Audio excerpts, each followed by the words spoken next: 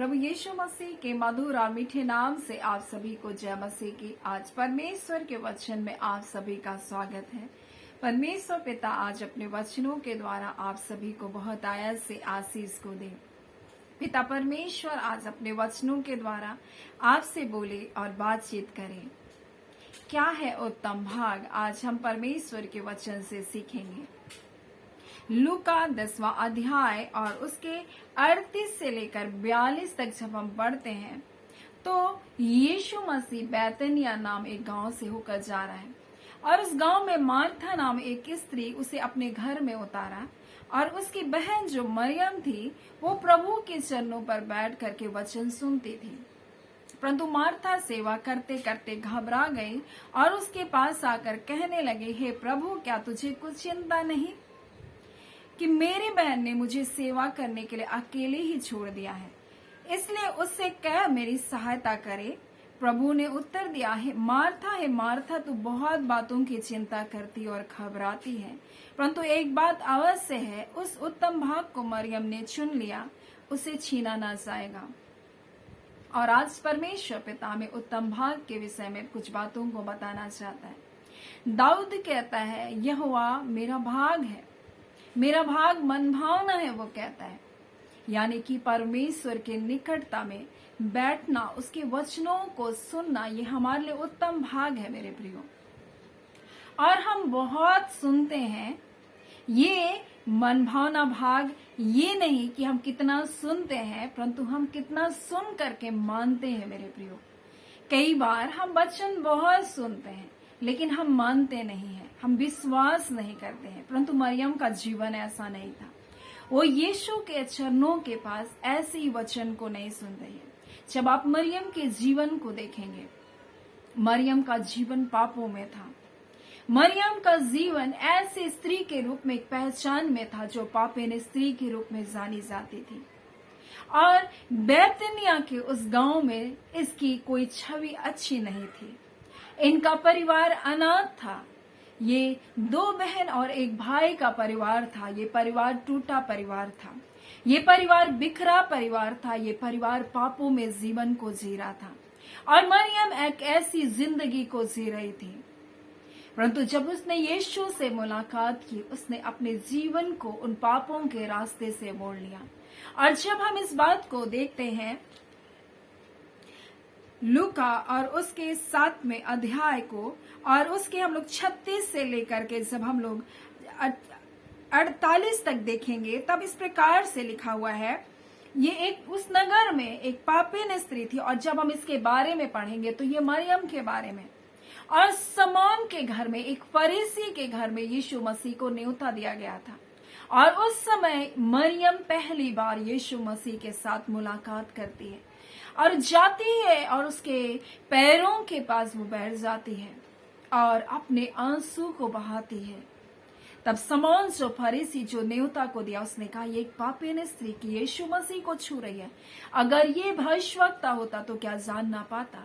तब यीशु शमौन के मन की बात को जानकर उससे कहता है, एक महाजन के 2 देनदार थे, एक का 500 दिनार और दूसरे का 50 दिनार था, और देने के लिए दोनों के पास कुछ नहीं था। तब उसने दोनों को माफ कर दिया, कौन ज्यादा प्रेम करेगा? शमौन ने कहा कि मुझे लगता है जिसका ज्यादा माफ किया। यीशु ने कहा, ठीक है, बोलता है। और यीशु कहता है, शमौन, मैं तेरे घर आया, तूने मुझे पांव धोने के लिए पानी नहीं दिया, परंतु जब से आया हूं ये स्त्री मेरे पांव को अपने आंसू से भिगो रही है और बोलती है कि मेरे पांव को, बोलते अपने बालों से पोंछ रही है, उसे चूमना ना छोड़ रही और इत्र को मलती है और ये मुझसे इतना प्रीति को दिखा रही है, लेकिन मैं तेरे घर आया, तूने वो प्रीति को नहीं दिखाया जो प्रीति तुझे दिखानी थी। आज क्या कहता है परमेश्वर अपने वचन के द्वारा? हमारी प्रीति परमेश्वर के साथ कैसी है, हमारा हृदय परमेश्वर के साथ कितना जुड़ा है। मेरे प्रियो, हम वचन को बहुत सुनते हैं लेकिन वचन को सुनते कि तो है, परंतु उसे मानते कितना है। और ये ऐसा नहीं था, इसने सुना और अपनी गलतियों को माना। और यीशु मसीह इस प्रकार से उसे कहता है कि तूने मेरे सिर पर तेल नहीं मला, परंतु इसने मेरे पांव पर इत्र मला है। इसलिए मैं तुझसे कहता हूं कि इसके पाप जो बहुत थे क्षमा किए, क्योंकि इसने मुझसे बहुत प्रेम किया है। जिसका थोड़ा क्षमा हुआ वो थोड़ा प्रेम करता है। और उसने कहा, हे स्त्री, तेरे पाप क्षमा हुए। इसके पाप को यीशु ने क्षमा किया। एक क्षमा पाई हुई स्त्री, अनुग्रह और दया को पाई हुई स्त्री प्रभु यीशु मसीह के चरणों के पास बैठी है। उसके प्रेम को वो महसूस करिए जो उसने संसार में नहीं पाया था, जो एक अनाथ स्त्री अपनी जिंदगी में नहीं पाई थी। एक टूटा परिवार उन्होंने कभी भी, एक माता, एक पिता, एक ऐसे प्रेम को उसने नहीं पाया जो उसने यीशु मसीह से पाया। उस करुणा को, उस दया को उसने नहीं पाया था जो उसने यीशु से पाया। और उसके चरणों के पास बैठकर वो वचन को सुन रही है। परंतु मार्था जो यीशु को अपने घर में बुलाई है, वो कार्य को करते करते थक जाती है और वो कहती है, हे प्रभु, क्या तुझे कुछ चिंता नहीं? कई बार हम मार्था के जैसा व्यवहार करते हैं। हम यीशु की सेवा कर रहे हैं ऐसा तो लगता है, लेकिन हम वाकई में हम यीशु को उस प्रकार से नहीं प्रेम करते जैसे मरियम प्रेम कर रही है। हम उस प्रकार से यीशु के चरणों के पास नहीं बैठते जैसे मरियम बैठी है। और इसलिए यीशु मसीह कहते हैं, मार्था, हे मार्था, तू बहुत बातों की चिंता करती और घबराती है, परंतु एक बात अवश्य है कि उस उत्तम भाग को मरियम ने चुन लिया है। वो उत्तम भाग ये है मेरे प्रियो, परमेश्वर के साथ एक निकटता का संबंध, परमेश्वर से प्रेम करने का जीवन। मेरे प्रियो, आज अपने जीवन से हम जान सकते हैं हम कितना प्रभु से प्रेम करते हैं, कितना हमारा उसके लिए वो प्रेम हमारे जीवन में उमड़ता है। और आज परमेश्वर हमारे जीवन में हमारे बाहरी आवरण को, बाहरी क्रियाकलाप को देखना नहीं चाहता, परंतु हम आत्मा और सच्चाई के साथ कैसे परमेश्वर के साथ जुड़े, हम कैसे उसकी स्तुति और आराधना करते, हम कैसे उसकी महिमा को करते। मेरे प्रियो, हमारा जीवन कैसे, कहीं हम होठों से आदर देने वाला जीवन तो नहीं जी रहे, कहीं हम मार्था के जैसा बाहरी सेवा करेंगे। अगर बाहरी सेवा करेंगे तो हम थक जाएंगे एक दिन करते करते और कहेंगे, प्रभु अब मुझसे नहीं हो सकता, अब मैं सेवा नहीं कर सकती, क्योंकि मैं सेवा करते करते लोगों की बातों को सुनते सुनते मैं क्या की, थक गई, अब मैं नहीं कर सकती इस कार्य को। क्यों? क्योंकि जब आप बाहरी रूप से सेवा को करेंगे, आप बाहरी सेवा को करेंगे मार्था के जैसा, तो आप एक दिन थक जाएंगे। लेकिन जब आप दिल से परमेश्वर की सेवा को करेंगे, अपने हृदय की सच्चाई के साथ परमेश्वर की सेवा करेंगे, उसके साथ एक निकटता का संबंध को आप जिएंगे, तब आप किसी हालात, किसी परिस्थिति से ना घबराएंगे और ना आप चिंता करेंगे कि अब सेवा कैसी होगी, अब मुझको आगे सेवा कैसे करनी। कोई बार आप सेवा करते करते आपके अंदर में ये बातें आएगी कि आपको लगेगा अब मैं थक गई हूँ, अब मुझसे नहीं होगा, लोग आपको छोड़कर चले जाएंगे, आपका साथ देने के लिए कोई नहीं होगा, तब आपको लगेगा मैं थक गया हूं, मैं थक गई हूं। लेकिन जब आप मरियम के जैसा एक जीवन को प्रभु की संगति में आप बिताएंगे, उसके चरणों के पास अपने जीवन को बिताएंगे, उसके साथ एक निकटता का संबंध को जब आप जिएंगे, तो आपको कोई हालातें, कोई परिस्थिति आपको ना घबरा सकती है, ना आपको चिंता में डाल सकती है, ना आपको थका सकती है। और मरियम की सेवा और मार्था की सेवा में बहुत अंतर है। मरियम उस बात के द्वारा यीशु मसीह को प्रसन्न कर रही है। हम यीशु मसीह को कैसे प्रसन्न कर सकते हैं? हम विश्वास के द्वारा कार्य कर सकते हैं। मरियम ने विश्वास किया और उसने अपनी गलती, अपने गुनाह को छोड़कर उसके साथ एक निकटतम का संबंध को स्थापित किया। मार्था के जीवन में सारा विश्वास था, लेकिन वो बाहरी था। उसको विश्वास था कि परमेश्वर का पुत्र तू ही है, ये कहती है। उसे विश्वास था कि हाँ, एक दिन हम मरेंगे तो हम जी उठेंगे, हमारा पुनरुत्थान है। लेकिन उसको ये विश्वास नहीं था कि यीशु मसीह है जो हमको जीवन को दे सकता है। और मरियम का जीवन ऐसा नहीं था। मरियम यीशु मसीह पर पूर्णतः विश्वास करती थी, किसी भी हालात, किसी भी परिस्थिति के ऊपर में। मेरे प्रियो, जब हम यूहन्ना को पढ़ते हैं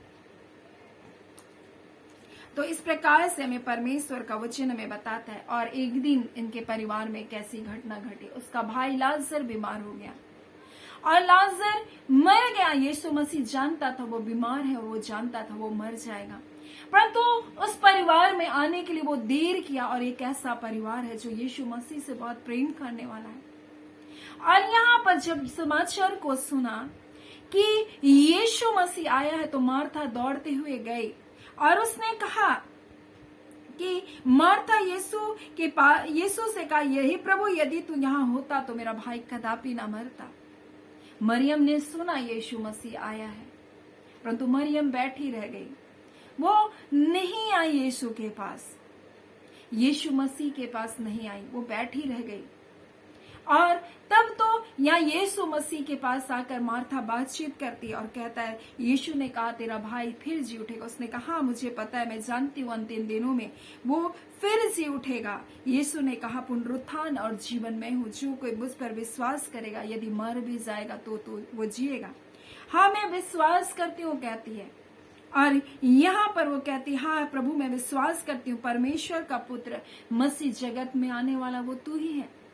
सारा विश्वास है, लेकिन उसको ये विश्वास नहीं है कि यीशु मसीह मृतकों में से जिला उठाएगा, क्योंकि अब तक उसने ऐसा कुछ देखा नहीं था और ये विश्वास उसके अंदर नहीं था। और तब मरियम के बारे में इस प्रकार से लिखा है, और यह कहकर वो चली गई और अपनी बहन मरियम को चुपके से कहा कि गुरु यहाँ है, तुझे बुलाता है। और जब वो आते हैं तो मरियम क्या कहती है? मरियम कहती है, हे प्रभु। वहां पहुंची और जहाँ यीशु था उसे देखते ही उसके पांव पर गिर पड़ी और कहा, हे प्रभु यदि तू यहाँ होता तो मेरा भाई ना मरता। और वो यीशु के चरणों के पास गिर गई। आज फिर से परमेश्वर हमें बताना चाहता है, मरियम यीशु के चरणों के पास बैठकर वचन सुन रही थी। मरियम यीशु को देखकर उसके चरणों के पास गिर गई। आज प्रभु क्या कहता है? वो उत्तम भाग परमेश्वर के चरणों के पास है, वो उत्तम भाग उसकी निकटता में है मेरे प्रियो। और आज यीशु मसीह हमें बताना चाहता है, चाहे हमारे जीवन में कुछ भी हालात, कुछ भी परिस्थिति क्यों ना हो, हमें यीशु के चरणों के पास होना है। और आज परमेश्वर कहता, अगर तुम मेरे चरणों के पास बने रहोगे, अगर तुम मेरे निकटता में बने रहोगे, तो चाहे हालात परिस्थिति क्यों कुछ ना हो, तुम ना घबराओ, ना तुम चिंता करो, परमेश्वर आपके लिए सब कुछ करेगा। और मरियम ने कहा, हे प्रभु तू यहाँ होता तो मेरा भाई ना मरता। यीशु ने उनको देखकर, यहूदियों को देखकर अपनी आत्मा में बहुत व्याकुल हुआ और वो रोया यीशु मसीह और कहा, उसने तुम्हें कहाँ रखा? और मरियम इसके बाद मरियम के साथ कोई सवाल, कोई जवाब नहीं, मारता ही बोल रही है। मरियम कुछ नहीं बोल रही, क्योंकि मरियम को एक विश्वास है अंदर में। प्रभु के चरणों के पास जब हम होते हैं, हमें विश्वास होता है, हालात परिस्थिति चाहे कुछ भी क्यों ना हो, हमें विश्वास होता है कि प्रभु इन बातों से हमें निकालेगा। लेकिन मार्था यहाँ पर विश्वास कर रही है कि वो परमेश्वर का पुत्र है, लेकिन वो कह रही है, प्रभु अभी मरे हुए 4 दिन हो गए, दुर्गंध आ रही है। यीशु ने कहा कि क्या मैं तुझसे नहीं कहा, यदि तू विश्वास करेगी तो परमेश्वर की महिमा को देखेगी। मरियम कुछ नहीं कहती, सिर्फ एक बात कहती है और प्रभु के चरणों को पकड़ती है। मेरे प्रियो, आज हमारे अंदर प्रभु यही देखना चाहता है, हालात परिस्थिति कोई कुछ क्यों ना हो, लेकिन हमें प्रभु के चरणों के पास होना है, उसके निकटता में होना। और यही हमारे लिए उत्तम भाग है मेरे प्रियो, और ये भाग हमसे कोई भी छीन नहीं सकता। जब ये भाग हमारा होगा, कोई हालात, कोई परिस्थिति हमसे, परमेश्वर के प्रेम से हमको अलग नहीं कर सकती। परमेश्वर का वचन कहता है, कौन हमको मसीह के प्रेम से अलग कर सकता है? मरियम प्रेम करती थी यीशु से, उसकी प्रीति विपरीत हालातों में भी उस पर बनी हुई थी। उसकी प्रीति उसके पाप की दशा में बनी थी कि प्रभु मुझे तू क्षमा करेगा, और इसलिए वो बहुमूल्य इत्र को लेकर यीशु के पास ओंडेल देती है, उस संगमरमर के पात्र को तोड़ देती है जो उसने अपनी पूरी जीविका में उसको क्षमा कर रखा। एक बहुमूल्य बेशकीमती संपत्ति जो मरियम के पास थी, उसको वो तोड़ देती है और कहती है, प्रभु तुझसे ज्यादा कीमती कोई नहीं। आज हमारे लिए सबसे उत्तम भाग हमारा प्रभु, अगर वो हमारा उत्तम भाग है, मेरे प्रियो, संसार में कोई भी चीज आपके लिए कीमती नहीं होगी, और कोई हालात, कोई परिस्थिति आपको मसीह के प्रेम से अलग नहीं कर सकती। कोई दुख, कोई पीड़ा, कोई निराशा, कोई हताशा, कोई मृत्यु आपको परमेश्वर के प्रेम से अलग नहीं कर सकती। मेरे प्रियो, आज हमारी प्रीति प्रभु से कैसी है? आज हम कैसे परमेश्वर से प्रेम करते हैं? आज क्या हम भी इस संसार में बाहरी सेवा तो नहीं करें? अगर हम बाहरी सेवा करें, बाहरी प्रेम करें, तो एक दिन हम इस प्रेम को करते करते प्रभु से हम थक जाएंगे, हम घबरा जाएंगे, हम चिंता में चले जाएंगे। और इसलिए यीशु मसीह कहता है, मार्था, हे मार्था, तू बहुत बातों की चिंता करती और घबराती है, परंतु एक बात अवश्य है कि उस उत्तम भाग को मरियम ने चुन लिया जो उससे छीना ना जाएगा। उससे कोई छीन नहीं सकता, कोई हालात, कोई परिस्थिति, कोई मृत्यु से छीन नहीं सकता इस भाग को। और इसीलिए तो वो यीशु को देखती है और उसके चरणों के पास गिर जाती है और कहती है, प्रभु तो यहाँ होता तो मेरा भाई कभी भी नहीं मरता। और उसके अंदर से ये विश्वास था, अब तू आ गया है मेरे प्रभु, मुझे अब भी विश्वास है। और कहता है, यीशु मसीह तुमने उसे कहाँ रखा है? तब यीशु मसीह कहता है इस प्रकार से, तब वहां पर इस प्रकार से लिखा है, और वहां पर यीशु ने इस प्रकार से उससे कहा, तुमने उसे कहाँ रखा है? और उसने उससे कहा, हे प्रभु चलकर देख ले। मरियम के साथ इतनी ही बातचीत है, मरियम के साथ इतनी ही बातचीत है, क्योंकि यीशु मसीह जानता है मरियम उस पर विश्वास करती है विपरीत हालातों में। इसलिए यीशु मसीह कहता है उस उत्तम भाग को मरियम से कोई छीन नहीं सकता। मेरे प्रियो, हम जब प्रभु के चरणों के पास हैं, जब हम उसके वचनों पर विश्वास करते हैं, इस भाग को कोई छीन नहीं सकता। कोई हालात, कोई परिस्थिति हमको मसीह के प्रेम से अलग नहीं कर सकता। सो परमेश्वर पिता इस वचनों के द्वारा आप सभी के जीवन को बहुतायत से आशीष को दे। आमीन। आइए हम प्रार्थना करेंगे। धन्यवाद देते हैं जीवते सच्चे सामर्थ्य पिता परमेश्वर, प्रभु यीशु के नाम से पिता हम आपके निकटता, आपकी हुजूरी में आते हैं। आज के सुंदर समय के लिए पिता आपका धन्यवाद देते हैं। हाँ पिता परमेश्वर, पिता जीवितों के इस लोक में परमेश्वर हमें जीवित रखा है पिता, भला चंगा जीवन को दिया परमेश्वर अपने लोगों को पिता आपने संभाला है प्रभु। और ये आपसे प्रेम करने वाले लोग हैं, आपके चरणों के पास बैठते हैं पिता। और पिता जब ये उत्तम भाग को चुने हैं परमेश्वर, आपका वचन कहता है तुम्हारे उत्तम भाग को कोई छीन नहीं सकता।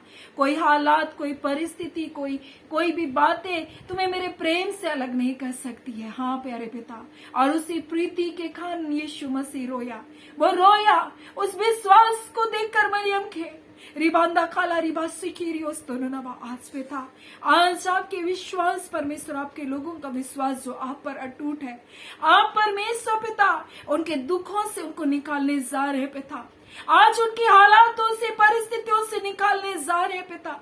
हाँ पिता परमेश्वर, क्योंकि इन्होंने आपको विपरीत से विपरीत हालातों में आप पर यकीन रखा है और ये विश्वास करते हैं परमेश्वर, ये कठिन हालात, परिस्थितियां इनके जीवन को कुछ भी बिगाड़ नहीं सकती। परमेश्वर के लिए, लोगों के लिए पिता, हाँ पिता सब बातें मिलकर परमेश्वर जो उनसे प्रेम करते भलाई को उत्पन्न करता है।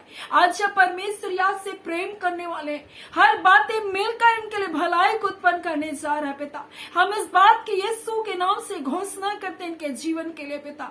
हाँ पिता परमेश्वर प्रभु जी, आज कुछ लोग ऐसे परमेश्वर पिता प्रभु जी, हाँ पिता परमेश्वर कुछ एग्जाम्स को परमेश्वर देना चाहते थे और दे नहीं पाए परमेश्वर पिता। हाँ पिता परमेश्वर प्रभु किस जगह में जाना था और जा नहीं पाए परमेश्वर पिता, और ये कह रहे परमेश्वर ये मेरा नुकसान है परमेश्वर पिता, मेरे कोई भरपाई नहीं हो सकती परमेश्वर पिता, किस कारण से पिता, परंतु खुदावन आप कहते परमेश्वर पिता, हाँ पिता आज जब ये प्रेम करते आपसे, सब बातें मिलकर इनके लिए भलाई को उत्पन्न करेगा पिता। कोई हालात, कोई परिस्थिति इनके जीवन को आपके प्रेम से अलग नहीं कर सकता। और इनके लिए जो आपने परमेश्वर सोच कर रखा, वो परमेश्वर आपका वचन कहता है आपके बच्चों का भाग उत्तम है परमेश्वर, आपके बच्चों का भाग मन भावना है परमेश्वर पिता। हाँ पिता परमेश्वर, आप अपने बच्चों के भाग को सुरक्षित रखते हैं और जो आपके बच्चों का भाग है उसे कोई छीन नहीं सकता। आप जो कुछ देने का निर्णय कि उसे कोई हालात, कोई परिस्थिति उसे छीन नहीं सकती परमेश्वर पिता।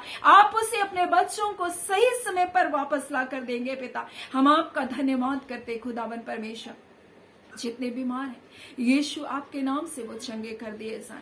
पवित्र आत्मा आपके सामर्थ के द्वारा प्रभु जी आप अपने लोगों से प्रभु जी हाँ पिता बोले और बातचीत की और उनके बंधनों को आपने तोड़ा है पवित्र आत्मा पिता। हम आपका धन्यवाद देते हैं, हम सारी आदर महिमा आपको देते हुए प्रार्थना यीशु के नाम से मांगते हैं। दया सुने, अनुग्रह से ग्रहण कर लीजिएगा। आमीन। परमेश्वर पिता आप सभी को बहुत आयत से आशीष को दे। आमीन।